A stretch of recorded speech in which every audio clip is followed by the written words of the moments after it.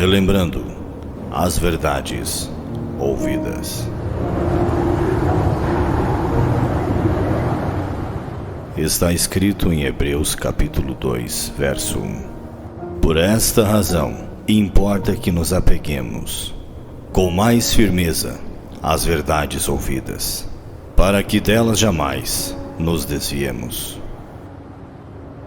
Hebreus capítulo 2, primeira parte, por William Marion Branham. Possa Deus dirigir esta casa, neste tabernáculo nesta manhã.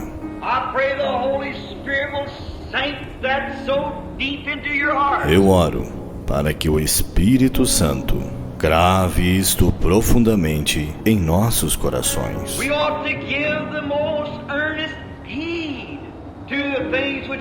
Importa que nos apeguemos com mais firmeza às verdades ouvidas. Que tipo de pessoas devemos ser quando vemos o grande Jeová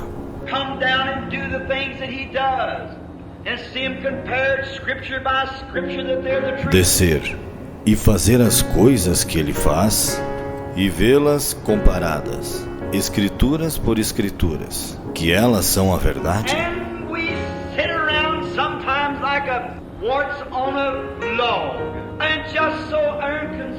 E estamos assentados às vezes como um parasita em um toco, e tão indiferentes.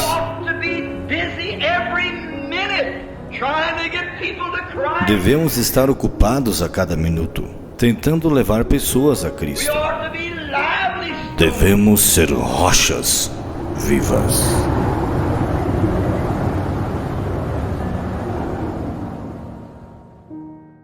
Gênesis capítulo 32, verso 30. E chamou Jacó o nome daquele lugar Peniel, porque dizia: tenho visto a Deus face a face, e a minha alma foi salva. Amém? Amém. Tenho visto Deus face a face, e a minha alma foi salva. Amém. Vamos orar. Pai Celestial, em nome do Senhor Jesus Cristo, mais uma vez estamos aqui reunidos e oramos, agradecidos ao Senhor pela Tua graça, pela Tua misericórdia em nosso favor. Estamos, Pai, a cada dia batalhando por esta fé. É uma batalha por cada polegada do caminho, Senhor. Podemos dizer assim, Pai, que vêm as lutas, vêm as provas, vêm as tentações, e nós, como disse a palavra, estamos rodeados, Senhor, de fraquezas, mas também estamos rodeados de uma grande nuvem de testemunhas. Por isso podemos deixar todo o pecado e embaraço que tão de perto nos rodeia, Pai. E assim continuamos nesta noite, Senhor. Agradecemos, Pai, pela nossa confraternização que tivemos ali, as crianças, os irmãos, Pai, todos que tiveram presente, que estiveram ali com as suas famílias, um momento, Pai, de estarmos juntos. E agora estamos aqui no momento de ouvir a palavra e estamos juntos também, Senhor, tratando de estarmos atentos para ouvir a Tua voz, ouvir o conselho e assim recebermos, Pai, esse alimento espiritual nesta hora. Em nome do Senhor Jesus Cristo, lemos a Tua palavra e dependemos do Teu Espírito para verificar a palavra, para trazer, Pai, para nós a interpretação correta, pois somente o Senhor é o que pode interpretar a palavra. E nós sabemos como vem a interpretação da palavra. Então nós nos rendemos nesta noite. Nós levantamos as nossas mãos, as nossas vozes, o nosso coração, e com um gesto nós expressamos a nossa, Pai, gratidão e alegria, a nossa reverência nesta hora. Em nome do Senhor Jesus Cristo. Amém e amém. Podeis assentar, irmãos? Eu quero, se o irmão Leonardo puder dar um pouco de retorno para mim aqui, me ajuda, né? Eu tenho Eu estava meditando hoje sobre... Eu vou entrar um pouquinho dentro desta face a face. É um assunto que tem estado no meu coração para falar também com a igreja. Temos visto a Deus face a face. Temos visto a Deus face a face. Esse vai ser o tema que vamos entrar. Temos visto o Senhor face a face. Mas antes, até mesmo de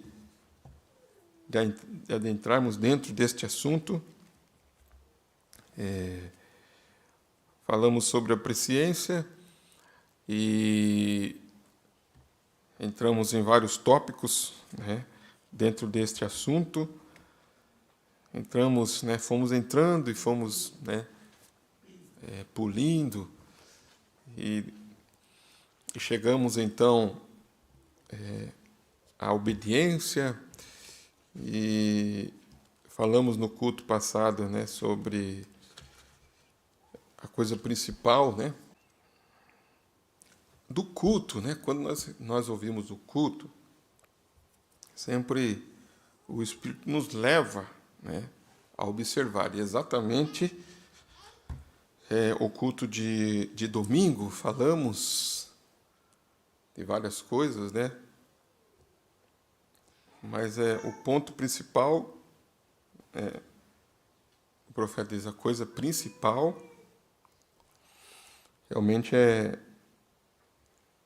ter o Espírito Santo.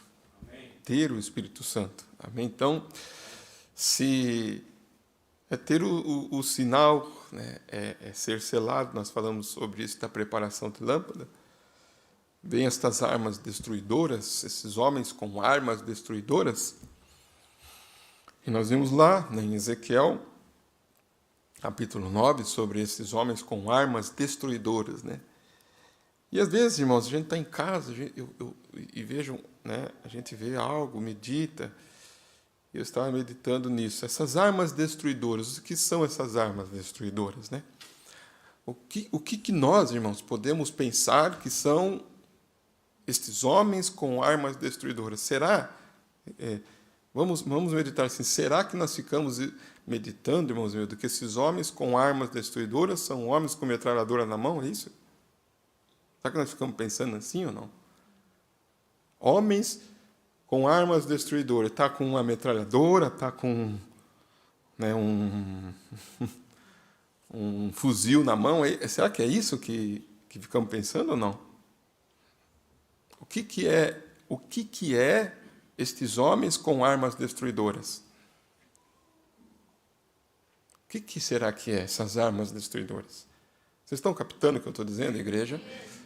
Nós imaginamos, então, quantos homens eram que estavam com armas destruidoras? Quantos?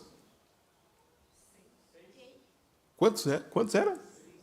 6 homens com armas o quê? Destruidoras na mão. Você imagina 6 homens, então, com uma metralhadora na mão grande, assim, gigante. Assim? Assim? Ou nós temos que entender que essas armas destruidoras foi o que foi pregado aqui, domingo. Ciência, educação, política, civilização. Isso que são homens com armas o quê? Destruidoras. Quais são estas armas destruidoras? Mas essas armas não vão destruir aqueles que têm o selo de Deus. A coisa principal é o selo de Deus. Aí,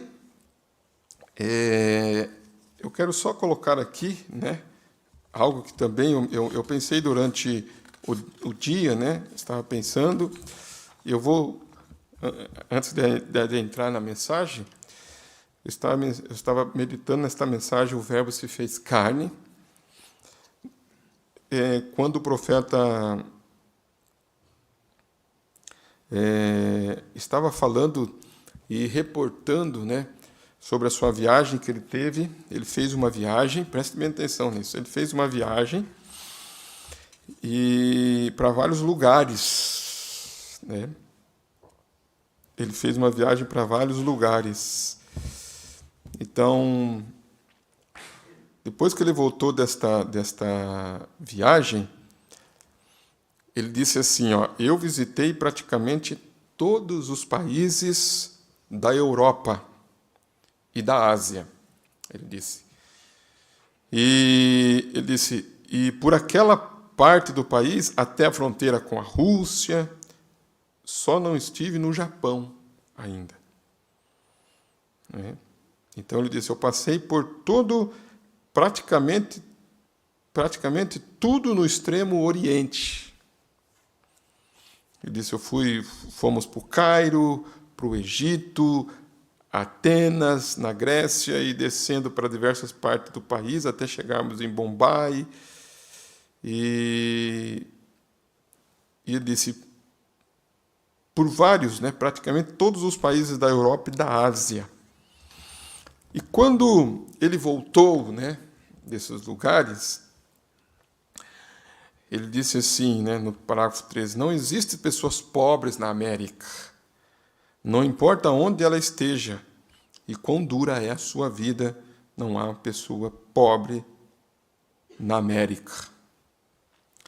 Se você encontrar um beco, se você o encontrar em um beco, comendo em uma lata de lixo, despido e tudo mais, ele é um milionário, não é nem rico. É um milionário. Nunca pense que ele é pobre, porque ele não é. Depois que você for à Índia uma vez, você vai ver o que são pessoas pobres lá. Eu tenho um coração forte, eu tenho visto tanto e tenho passado por tantas coisas. Muitos de vocês podem não compreender os efeitos que isso causa em um ser humano, quando você vê tantas coisas e você tem que passar por isso o tempo todo dessa maneira. Isso faz com que você se sinta diferente. Depois de um tempo que você entra naquela espécie de atmosfera, chega ao ponto de você olhar para certas coisas e nem mesmo as perceber, porque você chegou nesse ponto. Como um médico que tem que cortar um homem, abri-lo e extrair seu apêndice. Primeira vez que ele faz isso, talvez ele tenha desmaiado, algo assim, mas depois de um tempo ele chega a um ponto onde ele sabe que isso tem que ser feito. Então ele simplesmente vai lá e faz. E se o paciente vive ou morre, bem, ele simplesmente fez o melhor que podia. E com um ministro é da mesma maneira, especialmente um apóstolo, um apóstolo é um missionário, Então ele está dizendo,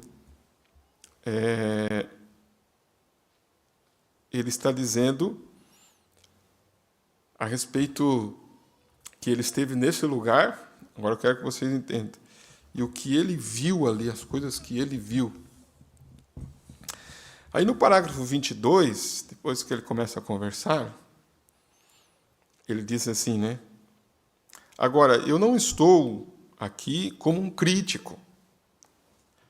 Eu disse para minha esposa, quando estávamos vindo, que se há algo de que eu desejo me livrar, e peço que esta igreja ore por mim, é de ficar criticando. Eu estou sendo crítico em meu coração, e eu não quero ser desse jeito. Assim que descemos em solo americano, pouco antes de chegar, eu vi o povo americano e comecei a criticar bem ali.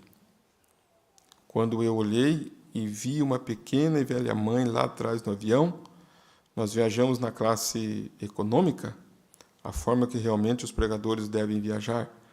E bem lá atrás no avião, uma mãezinha lá com suas criancinhas, e próximo estava um camarada sentado ali, agitado por causa das crianças. Eu estava viajando há 58 horas e eles estavam ali aproximadamente 35 horas. Os pequenos companheiros estavam inquietos e não paravam.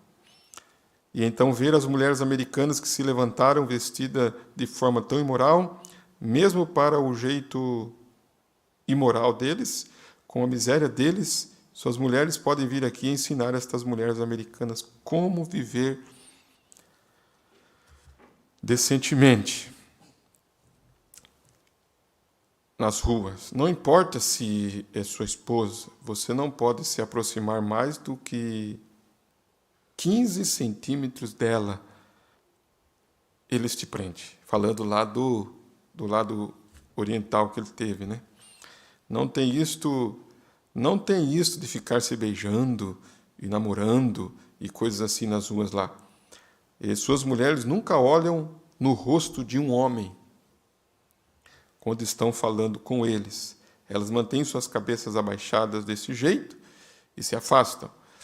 E eles não a deixam na rua dessa forma e assim por diante. E isto é moral. Ele está dizendo o que é moral, né? Não está falando concernente à Bíblia, mas está falando do lado moral, né? E encontrar um povo morrendo de fome, pagãos como são, daquela forma, e ver quão baixa e degradante é a parte da nossa nação aqui, isto me faz um crítico. Então, no parágrafo 26, ele disse, e ao chegar aqui, me fez criticar, vocês compreendem? E eu não quero ser desse jeito. Tão forte que a coisa levou, né, ele olhar na situação daquele país. Ele disse, e quando eu pisei os pés no solo americano, ele disse, comecei a ver da maneira que eles estavam agindo, eu comecei a criticar.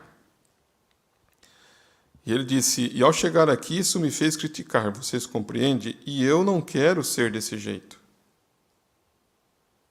E eu descobri, depois de tanta coisa, vendo tanto e tantas coisas como estas, até que, irmão e irmã, meus velhos amigos aqui no tabernáculo, benditos os seus corações. Vocês não imaginam o que eu tenho passado nos meus dias.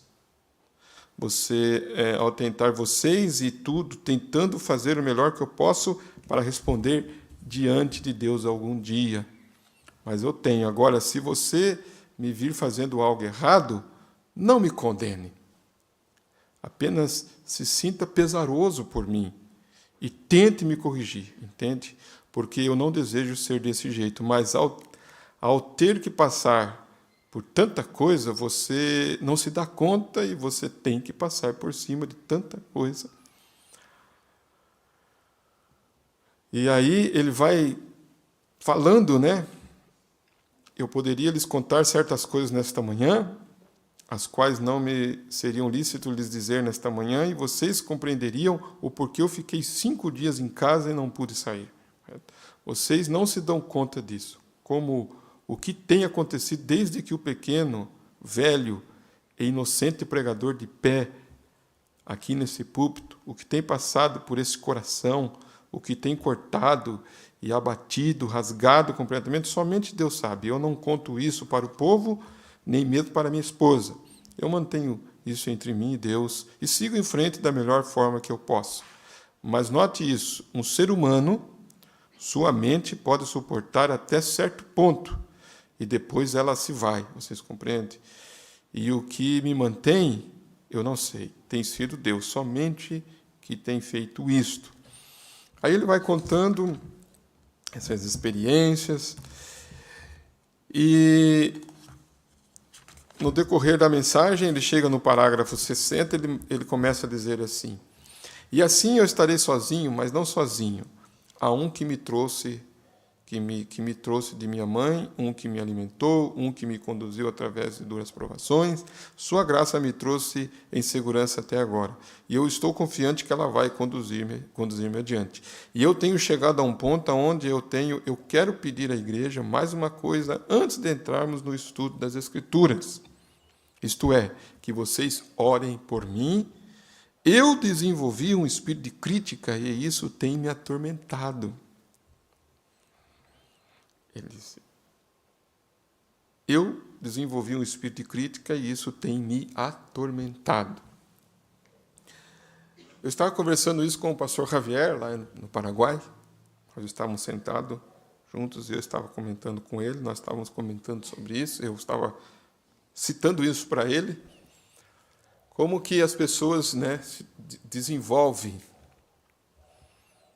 como que um espírito, né, começa a rodear aquela pessoa e ela precisa pedir ajuda, precisa pedir oração. E aquilo vira um tormento. Pode ver que ele está dizendo aqui, eu quero pedir à igreja mais uma coisa antes de entrarmos no estudo das Escrituras. Isto é, que vocês orem por mim. Eu desenvolvi um espírito de crítica e isso tem me atormentado. Aquilo, irmãos, fica atormentando. E eu contei para minha esposa ontem pela primeira vez. Contei para minha esposa ontem isso. Pela primeira vez. Alguma coisa aconteceu agora. Eu estava sentado ali no jardim e eu lhe contei. Ela me fez lembrar e eu lhe contei sobre isso. E eu disse, querida, eu cheguei a um ponto onde eu me tornei um crítico das pessoas. E eu não desejo ser. De quem é esse trabalho? Não é meu, é Deus, é o único que pode criticar. Não eu. Vocês estão entendendo, irmãos? Vocês estão observando aonde que eu estou entrando? Agora vocês pensem nisso em outras coisas que se fazem.